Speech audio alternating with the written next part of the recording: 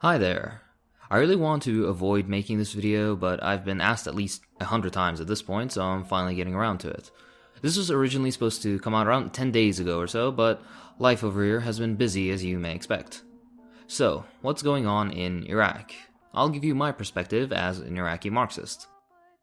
Let me first dispel some myths. No, what's happening with the protests is not a revolution. It never was. In fact, massive protests in Iraq are an incredibly frequent occurrence, usually happening twice a year, every year. The only difference this year is that they've been ever so slightly larger, and the Western press has finally picked up on it, and that's most likely how you've heard of what's going on this time. The purpose of the protests is the same as it is every year.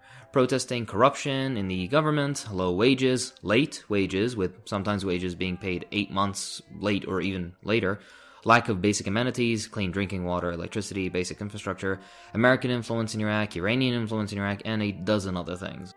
The police in Iraq have replied with what you may expect. Completely disproportionate use of violence. Live rounds fired into protesters, gas canisters aimed at people, mass arrests, beatings, etc., etc. Now, a few things. These protests are just another example of many movementist tendencies that exist within Iraq. There is no leadership to speak of, aside from incredibly small, uninfluential, and unorganized student groups and political militias. They don't have any basic, all-agreed-upon goals for the most part, because the protests are 1, not fully unified in what they want, and 2, the few goals they do have are the same lukewarm nonsense they ask for every year, those that won't change anything ever, demanding the resignation of the Prime Minister, new parliamentary elections, etc., etc.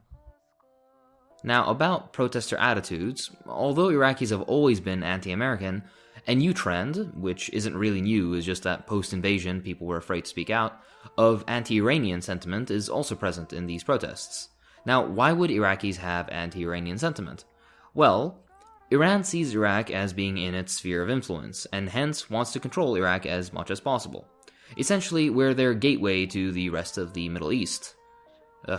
Please use the term West Asia. Middle East is some ugly Eurocentric bullshit. It's like calling Europe Upper West or something. Anyways, Iran has more or less succeeded in this endeavor over the past decade. Iranian interest, or US interest, political parties are the only ones that have any say in Iraq. All the biggest militias are directly armed and trained by Iran. Many leadership positions are held by Iranians, and Iranian imperialism in Iraq is growing. I always give the example that many Iraqi farmers have stopped growing tomatoes as the government of Iraq decided to import Iranian tomatoes instead, despite the fact that we've been growing them in our own land for hundreds of years. Same goes for oranges. This is an example of both the direct political control Iran holds over Iraq, as well as an example of their soft imperialism in the region. I'm planning to make a bigger video on this eventually. Anyways, this is why we need to be careful with our anti-imperialism as Marxists. Iran, like Russia or others, are rival imperialist countries to the US, so in this vein, we support Iran in its anti-US position, since we, as modern Marxists, understand the difference between primary and secondary contradictions. The primary contradiction in this case being US worldwide imperialism, and specifically US imperialism in Iraq, and the secondary contradiction being Iran's imperialism, or attempted imperialism, in the rest of the Middle East. That's not to say they're all sunshine and flowers though. Iran has lots of problems domestically, and their behavior in the region is complex and can be classified as either just fully good or fully bad, as with most things. Back to the anti-Iranian sentiment in Iraq. This anti-Iranian sentiment has exploded recently and led to a wave of violence, especially on the militias part, but also due to the police.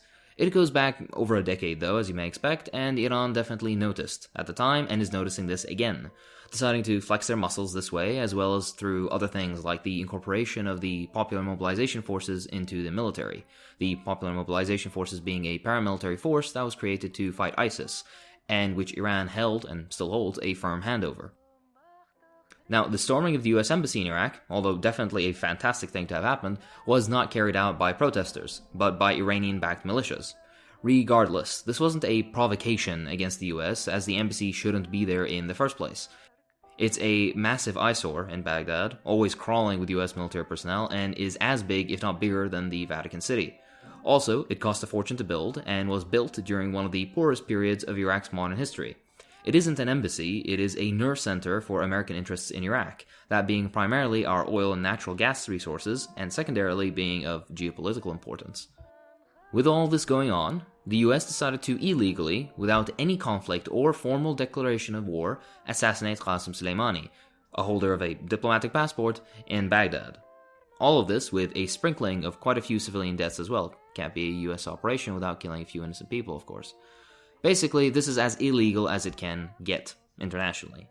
Now, enough time has passed, so I'm sure you know how important Soleimani was to Iran by this point. Let's get to the airstrike. It was, in my opinion, a bad idea, although I wasn't a fan of the guy. He's almost single-handedly responsible for pulling Iraq into Iran's sphere of influence militarily, and that's a problem. He's liked in Iran though, and does have all that helping get rid of ISIS thing under his belt, which is good. Also, he was an exceedingly competent commander that was very important during the 2006 Israeli aggression against Lebanon, which is also good.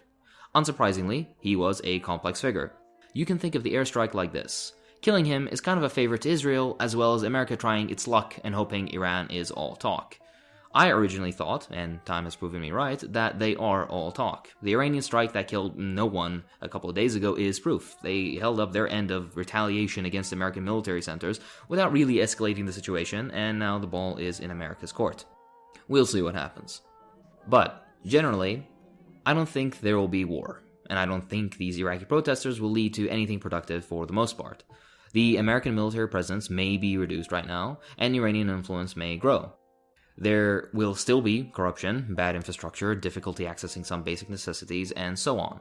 A lot of the protests were also padded with bored high school students filling the streets, not exactly the revolutionary vanguard. All of this is the result of a spontaneous movement without any leadership or clear goals. There was no coordination, no clear goal or plan, and most definitely a chronic shortage of people that have read theory and understand why this happens and fails every time, particularly in Iraq but also elsewhere. In Iraq, we need a revolutionary party that can correctly apply the mass line and, in my opinion, organize an armed movement eventually from the mountains to the plains, as the Cubans say. This is tiring work, and sadly, the Iraqi Communist Party is struggling with the CPUSA right now for most useless communist party on the globe. Simply, organization is lacking.